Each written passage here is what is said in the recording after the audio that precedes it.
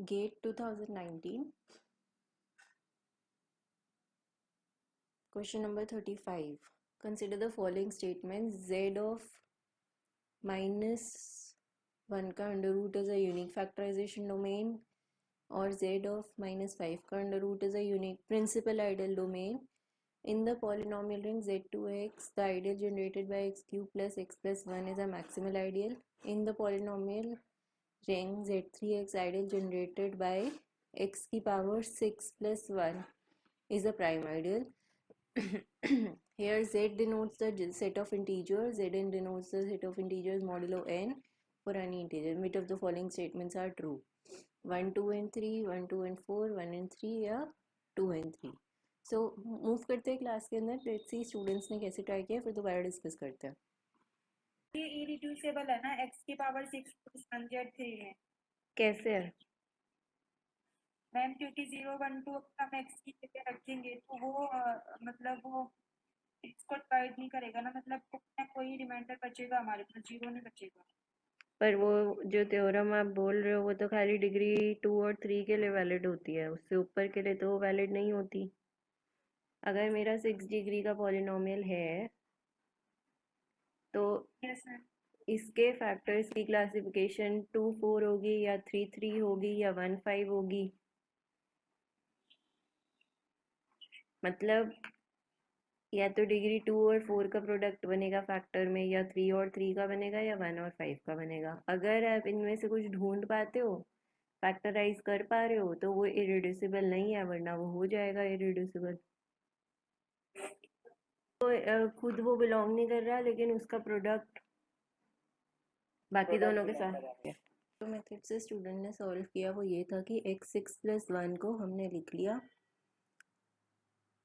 X square plus 1 का cube. आप इसको सॉल्व करोगे जब, तो Z3 के अंदर अपने आप ही आपका यही निकल के आ जाएगा x6 plus 1, because over Z3 हमें बात करनी है. तो ऑब्वियसली जब आप इसको ओपन करोगे तो x6 प्लस 1 का cube plus 3 into x square into 1 और एक्स स्क्वायर प्लस 1, तो ये पूरी टर्म तो ज़ीरो हो गई because we are in Z3. तो x6 प्लस 1 ही आ गया यहाँ से निकल के. ठीक है, तो ये तीन इसके फैक्टर आ गए, x square plus 1 into x square plus 1 into x square plus 1, तीनों. बट तीनों ही इसके अंदर बिलोंग नहीं करेंगे जो इससे आइडियल जनरेट होगा. That is X square plus 1 does not belong to x6 plus 1 से जनरेट होने वाला ideal, right.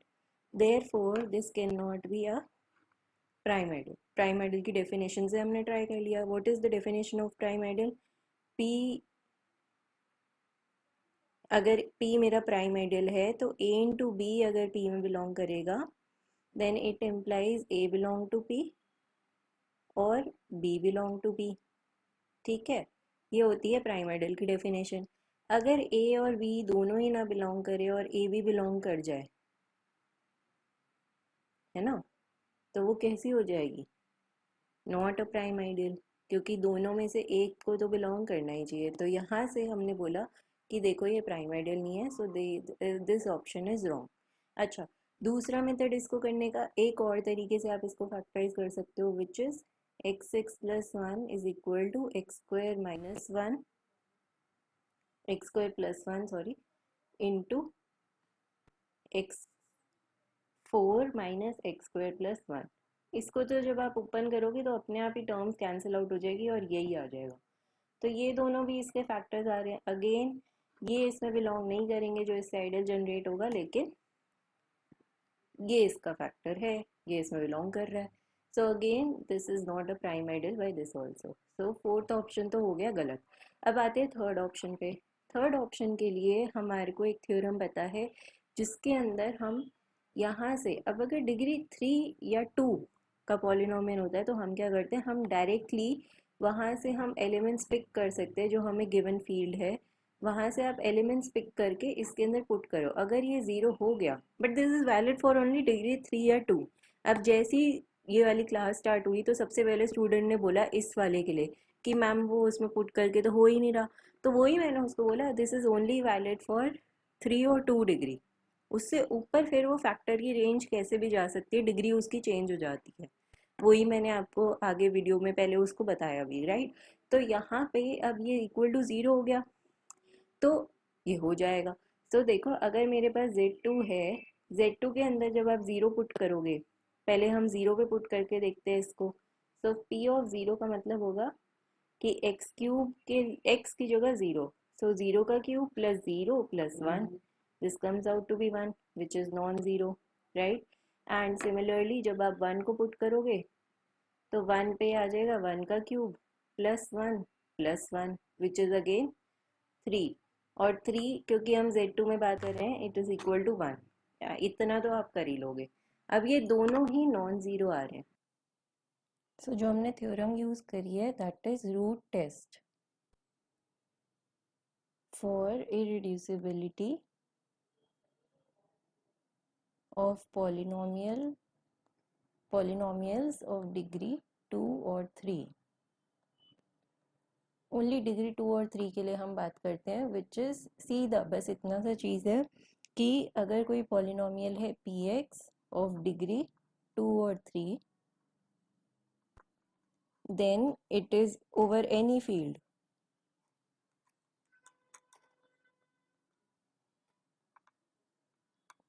then it is irreducible, any irreducible if and only if it has no zeros in F।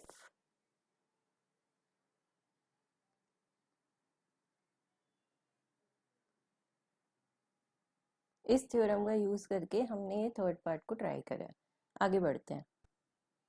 सो यहाँ से हमने ये बोला कि देखो ये ज़ीरो पे आ रहा है नॉन ज़ीरो, और वन पे भी आ रहा है नॉन ज़ीरो, यही दोनों एलिमेंट्स होते हैं Z2 में। और सिंस ये डिग्री 3 का पॉलिनोमियल है तो वो जो थ्योरम है उससे हम डायरेक्टली बस ये बोल सकते हैं कि this polynomial is irreducible over Z2। अब क्योंकि ये पॉलिनोमियल इररेड्यूसिबल होगा ओवर Z2, तो ideal generated by this polynomial by this irreducible polynomial will be maximal ideal।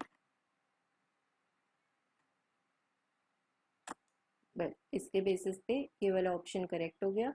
And first और सेकंड ऑप्शन के लिए आगे क्लास में चलते हैं, वहाँ पे मैंने डिटेल में एक्सप्लेन किया। ओके, अगर कोई रिंग है जो कि पीआईडी है, तो पीआईडी के अंदर इररिड्यूसिबल एलिमेंट हमेशा प्राइम होता है,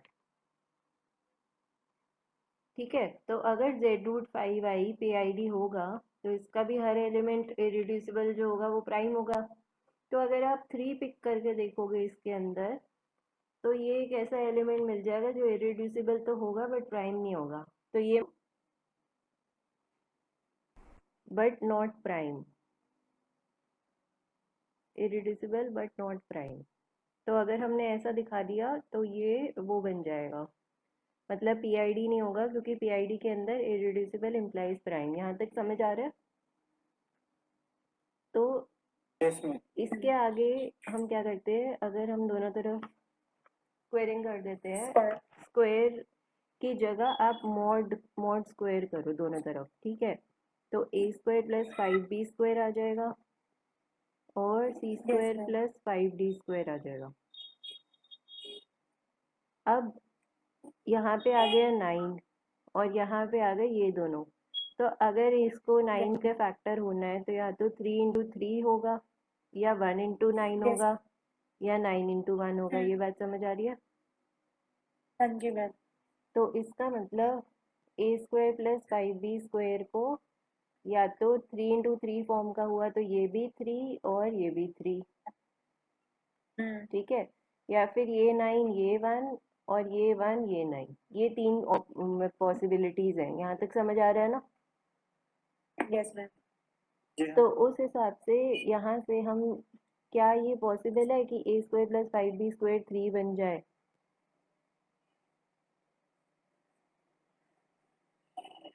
मैम अगर बी को 0 ले लेंगे और ए को रूट, तो ये तो पॉसिबल नहीं है, ये तो होगा नहीं। रीजन बताओ। मैम √3 नहीं ले सकते क्या? एक और बी को 0। ये दिवाकर, भी तो हाँ ये भी बताओ तो तुम। इंटीजर हो। करेक्ट, जो हमने ए बी उठाए हैं वो इंटीजर है भाई, जेड रूट ठीक है फाइव आई मैम। की बात हो। तो जो मेरा ए और बी है वो इंटीजर्स है, तो इसकी वजह से ये नहीं हो पाएगा। ठीक है, तो यस मैम। यहाँ से या तो इसको 9 होना पड़ेगा, या इसको 1 होना पड़ेगा, इसको 9 होना पड़ेगा। अब जैसे ये 9 और ये 1 हो जाएगा, तो क्योंकि ये 1 हो गया तो मेरा c is equal to plus minus 1 होगा, और d is equal to yes 0 होगा।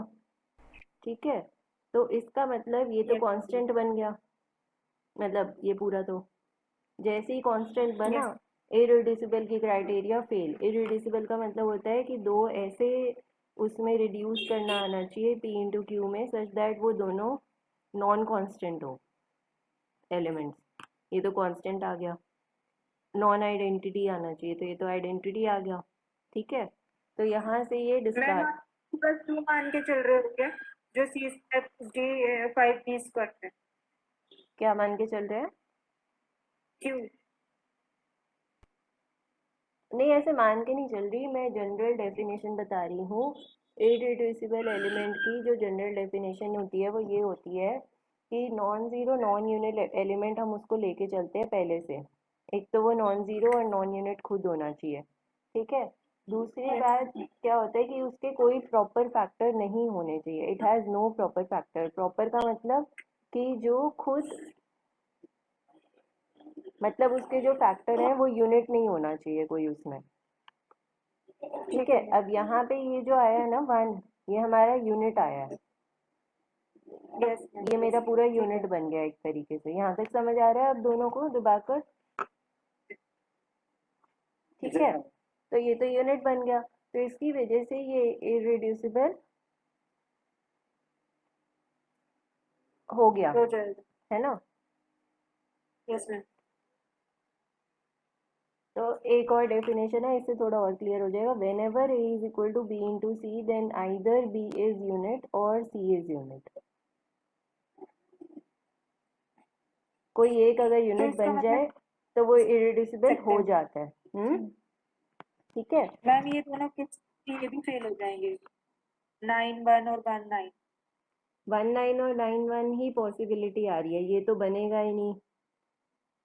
हाँ तो इसकी जो पॉसिबिलिटी आ रही है वो ये आ रही है कि b इंटू सी टाइप का ही बन रहा है, जहाँ पे b इज यूनिट या c इज यूनिट। यहाँ पे हमने इसको यूनिट दिखा दिया दूसरे वाले को, क्योंकि ये c is equal to yes plus minus 1 आ गया, तो ये वाला एलिमेंट मेरा 1 ही बन गया। ये कैसे आया था? जब मैंने ये वाला केस लिया या ये वाला लिया, दोनों के केस। इस केस में a वाला एलिमेंट 1 हो जाएगा, यस मैम। तो ये यूनिट आ गया बेसिकली। तो यूनिट आने की वजह से यहाँ हम बोल पा रहे हैं कि 3 जो है मेरा इरिड्यूसिबल है।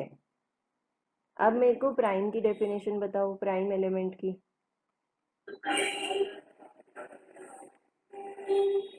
Any idea?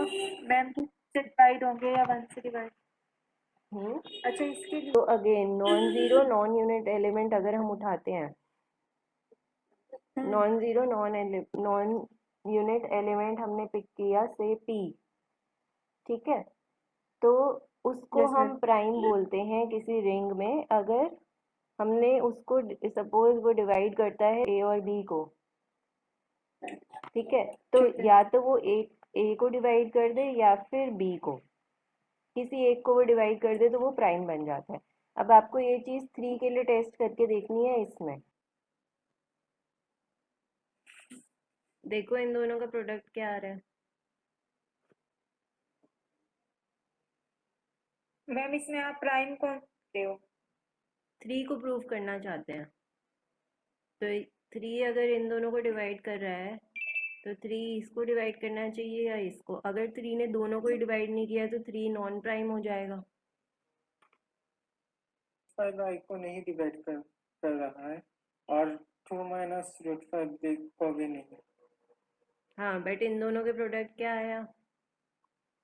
9 आया। 9 आया। 3 इसको डिवाइड कर रहा है बट इसको भी नहीं कर रहा और इसको भी नहीं कर रहा। तो ये एक स्टैंडर्ड एग्जाम्पल है कि देखो 3 इरिड्यूसिबल हो रहा है z रूट 5i में, बट वो प्राइम नहीं यस है। मैम। और लेकिन नहीं जो हो रहा। लेकिन जो PID होता है उसकी प्रॉपर्टी होती है कि उसके अंदर इरिड्यूसिबल इम्प्लाइज प्राइम होना चाहिए। तो यहाँ से हमने Z√5i को डिस्कार्ड कर दिया कि ये वो नहीं है, ठीक है, क्योंकि वो स्टैंड। सो हमारा थर्ड ऑप्शन भी डिस्कार्ड हो गया, अभी हमने प्रूफ कर दिया। देन हमने फोर्थ ऑप्शन भी डिस्कार्ड कर दिया था, थर्ड ऑप्शन हमने करेक्ट कर लिया था। और ZI UFD होता है, ये एक स्टैंडर्ड रिजल्ट होता है, करेक्ट। सो हमारा first and third option are correct, which is option B is the answer. Thank you for watching.